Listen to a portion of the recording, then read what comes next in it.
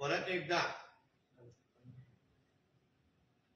जिहादी मानसिकतेचं उत्तम प्रदर्शन आज तिकडच्या जिहाद्यांनी केलेलं आहे।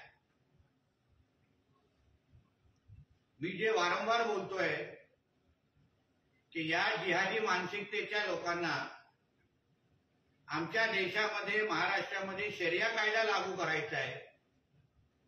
एका बाजूला संविधान बचाव या नावाने भुंकत राहायचं आणि दुसऱ्या बाजूला कायद्यानुसार ज्याला आपण अतिक्रमण म्हणतो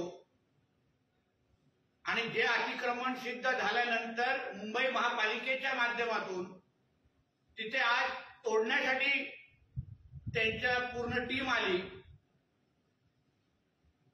तेव्हा तिकडच्या जिहाद्यांनी आज ते अतिक्रमण तोडायला दिलं नाही आणि त्याचबरोबर मुंबई महापालिकेच्या गाड्या पण फोडल्या। ही जी काय आरेरावी आणि ही जी काय दादागिरी आहे त्यांनी त्यांच्या पाकिस्तान आणि बांगलादेशमध्ये जाऊन दाखवावी। हे आमचं हिंदू राष्ट्र आहे। आमच्या देशामध्ये डॉक्टर बाबासाहेब आंबेडकरांच्या संविधानाप्रमाणे आम्ही चालणार। आज तुम्हाला मुंबईमध्ये मी लाखभर तरी उदाहरणं तुम्हाला सांगू शकतो, जिथे रस्त्यावर कुठलं मंदिर बांधलंय, फुटपाथवर कुठलं मंदिर बांधलंय आणि त्याला अतिक्रमण म्हणून अगर मुंबई महापालिकेने घोषित केलं तर कुठलाही हिंदू समाजाचा एकही नागरिक अशा पद्धतीने मुंबई महापालिकेच्या अंगावर जात नाही। अशा पद्धतीने मुंबई महापालिकेच्या गाड्यांची तोडफोडही करत नाही। म्हणजे ह्यांना कायदे पाळायचे नाही, ह्यांना संविधान पाळायचं नाही आणि नुसतं आमच्या मुंबई महाराष्ट्रामध्ये ह्यांना वाटत असेल की आम्ही दादागिरी खपून घेणार तर त्यांना जागेवर आणण्याचा सगळा कार्यक्रम आमच्याकडे तयार आहे। मस्जिदीच्या बाजूला वाढीव बांधकाम जे झालेलं आहे ते अनधिकृत आहे, ते सिद्ध झालेलं आहे।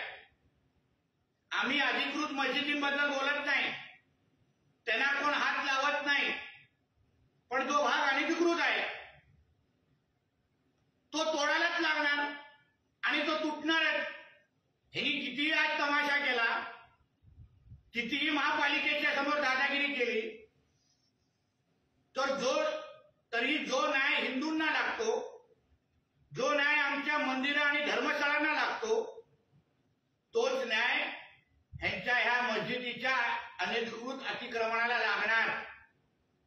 मुंबई महापालिकेच्या आणि पोलीसच्या अधिकाऱ्यांना पण सांगेन, कायद्याचं पालन करा। बेकायदेशीर कुठल्याही गोष्टी अगर मुंबईमध्ये तुम्ही सहन करायच्या सुरू केल्या तर मुंबई आमच्या हातात राहणार नाही। मुंबईला हे हिरवे साप गिळून टाकतील। आज अगर तुम्ही ते अनधिकृत बांधकाम तोडले नाही तर मी तुम्हाला सांगतो त्या अनधिकृत बांधकामच्या समोर आम्ही मंदिराचं बांधकाम सुरू करणार आणि अगर तुम्हाला आमच्या मंदिराचं बांधकाम थांबवायचं असेल तर तुम्हाला पहिलं ते अनधिकृत बांधकाम तोडायला लागेल, तरच आम्ही त्या मंदिराचं बांधकाम थांबवणार। म्हणून तुम्हाला मी पोलीस खात्याला सांगेन, मी महापालिकेच्या अधिकाऱ्यांना सांगेन, कायद्याचं पालन करा। बेकायदेशीर गोष्टी कुठली सहन करायची नाही, नाहीतर धारावीमध्ये येऊन हिंदू समाजाला जो तांडव हिंदू समाज करेल तो या जिहाद्यांना सहन होणार नाही आणि मुंबईची परिस्थिती कायदा आणि सुव्यवस्था अगर उद्या बिघडली तर ह्याचे जबाबदार हे जिहादी असतील। पहिले कायदे ते मोडतात, पहिल्या आमच्या मिरवणुकीवर ते दगड मारतात, पहिला हायकोर्टचा अपमान ते करतात आणि त्याला अगर आम्ही रिएक्शन आमच्या सगळ्या लोकांवर केसेस टाकले जातात. नितेश राणे दंगल घडवतो असं सांगितलं जातं.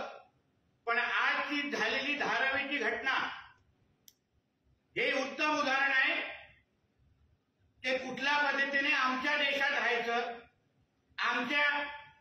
आमचं खायचं, पण कायदा शरिया कायदा पाळायचा. डॉक्टर बाबासाहेब आंबेडकरांचं संविधान पाळायचं नाही. म्हणून ते अनधिकृत बांधकाम जे मशिदीला लागून आहे धारावीमध्ये, पोलीस प्रशासन आणि महापालिकेने वेळेत ते काढून टाकावं. नाहीतर उद्या तिथे अगर परिस्थिती बिघडली त्याचे जबाबदार आम्ही नाही, असं स्पष्ट आजच्या निमित्ताने तुम्हाला सांगतो.